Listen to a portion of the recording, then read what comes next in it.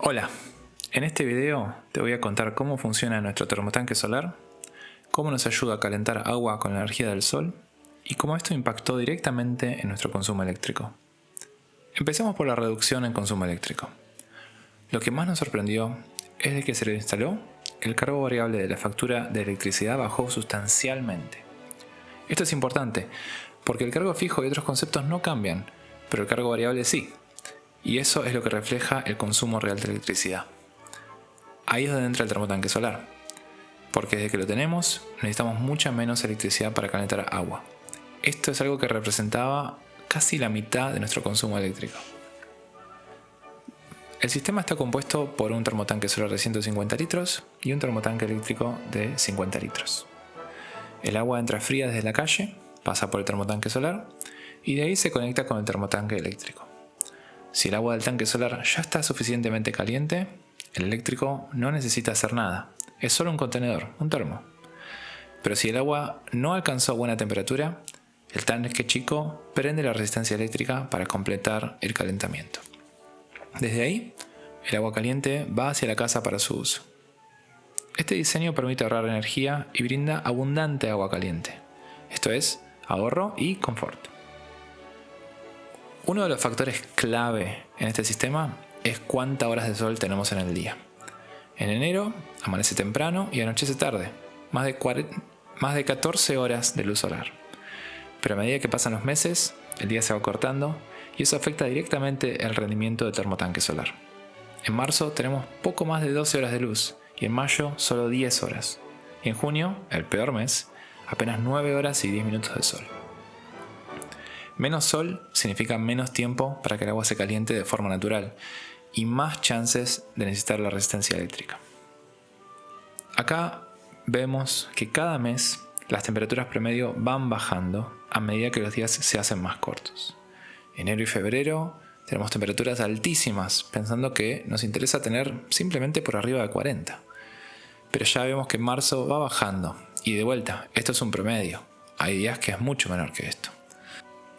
Bueno, acá estamos analizando medidas que hicimos en el mes de marzo. Podemos ver que cada día de marzo que medimos, el rango de temperatura varió mucho. Por ese motivo miramos el promedio en la línea negra. Vemos que a eso de las 18 horas es hora de ducharse y la temperatura cae rápidamente. En abril ya fueron 5 días donde hubo que prender la resistencia eléctrica porque el agua estaba más cerca de los 25 grados. Estamos a principios de mayo ahora, aún no medimos, pero vemos que prácticamente todos los días es necesario usar la energía eléctrica para alcanzar un poquito la temperatura deseada. Esto muestra cómo la duración del día y la cantidad de sol influyen directamente en la temperatura del agua y por lo tanto en el consumo eléctrico. Otra observación interesante es ver cómo cambia la temperatura del agua a lo largo del día. Para eso miramos el ritmo de calentamiento, que simplemente es la diferencia entre el valor de temperatura a una hora y a la hora siguiente.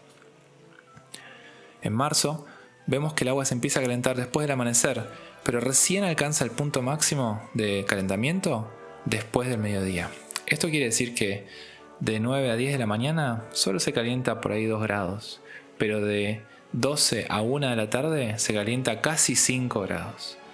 Eso tiene sentido, porque el sol es más fuerte alrededor del mediodía. Esto es algo que vamos a seguir observando con más datos en los próximos meses, pero ya nos da una idea de qué podemos esperar del sistema a medida que los días sean más cortos. Un detalle que descubrimos es que el tanque eléctrico se enfría mucho si no se usa seguido. Sin embargo, al ser más chico, requiere menos energía para calentarse si hace falta que el tanque solar. El problema aparece cuando el agua del tanque solar no está lo suficientemente caliente, especialmente en los meses fríos, y entonces el tanque chico no logra elevar la temperatura por sobre 40 grados con el uso del agua solar.